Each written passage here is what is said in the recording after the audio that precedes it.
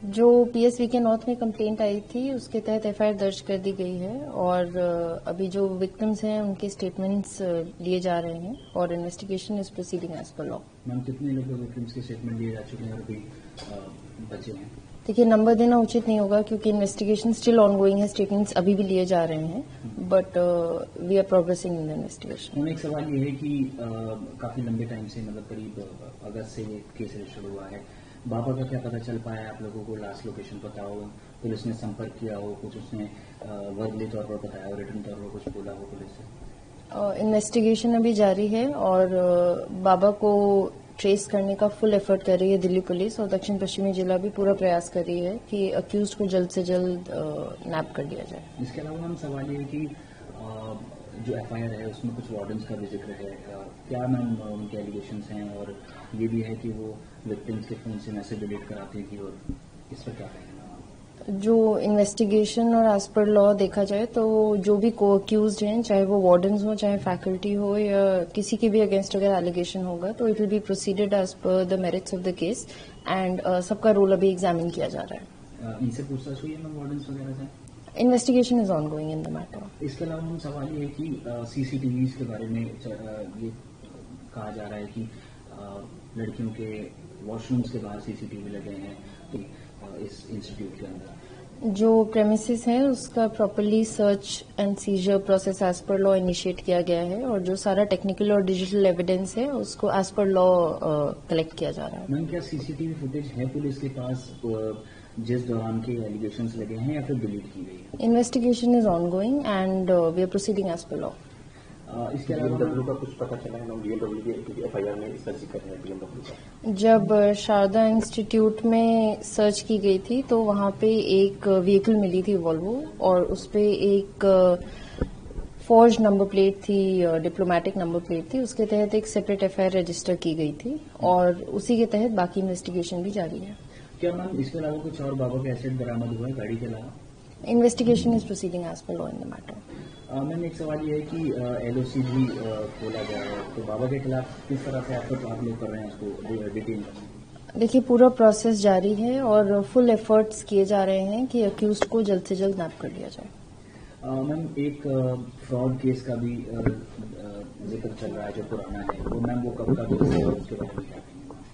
Investigation इस case में चल रही है तो जब ड्यू कोर्स ऑफ टाइम में आपको बता दिया जाएगा। ये कहा जा रहा है बाबा के साथ अपना माहौल बना के रखता था और बिल्कुल नई गाड़ी है, महज 500 किलोमीटर जो है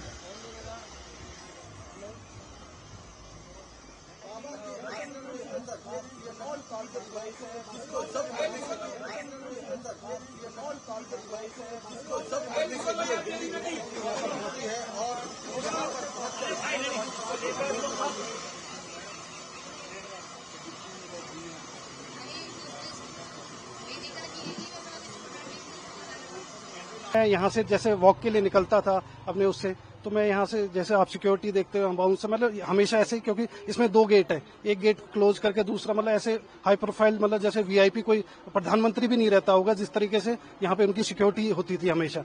उनको जब बाहर जो कभी होता था तो लोगों को हटा दिया जाता था कि स्वामी जी निकल रहे हैं, तो वो अंदर ही रहते थे। तो कभी मुलाकात तो मेरी उनसे हो नहीं पाई, पर बीच में जब मैं एक बार उनके इंटरेक्शन के लिए गया तो बेसमेंट में बुलाया था, तो बेसमेंट में इन्होंने देखा मतलब कैबिन्स टाइप में बना रखे हैं, रूम्स के अंदर रूम उस टाइप के, तो उनका वो बना हुआ था।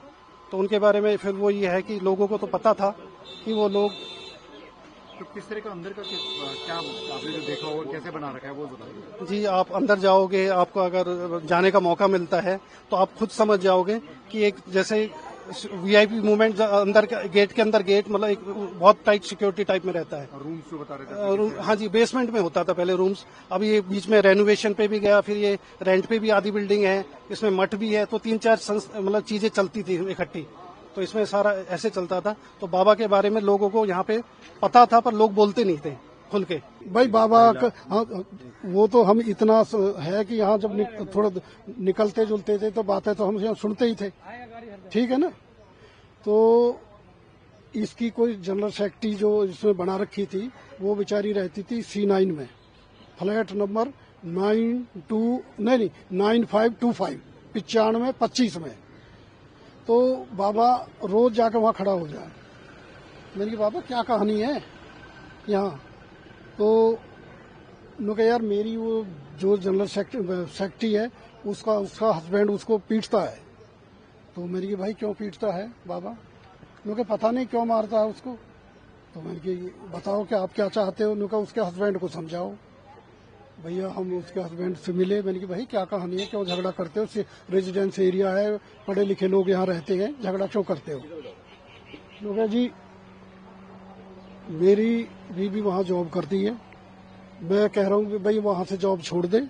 वो ये जॉब छोड़ना नहीं चाहती, आश्रम में जो यहाँ पे इंस्टीट्यूट में जॉब। हाँ, तो मैंने कहा ऐसा करो धीरे धीरे उसको समझाओ, जॉब छोड़ देगी। मैंने कहा आप कहाँ जॉब करते हो? उन्होंने कहा जी मैं RK पुरम वहाँ करता हूँ जॉब, ये है। तो वो ने कहा कि भाई मैं अब क्या करूँ अंकल जी? मैंने कहा भाई तू अपने बच्चे ने लेकर निकल जाए यहाँ से। वो अपने बच्चे ने रात को लेकर निकल गया और इसी ने फिर उस पे आरोप लगा दिया कि मेरी इसमें फाइल थी, मेरे बर्तन थे, फलाना था, इतना मेरे सामान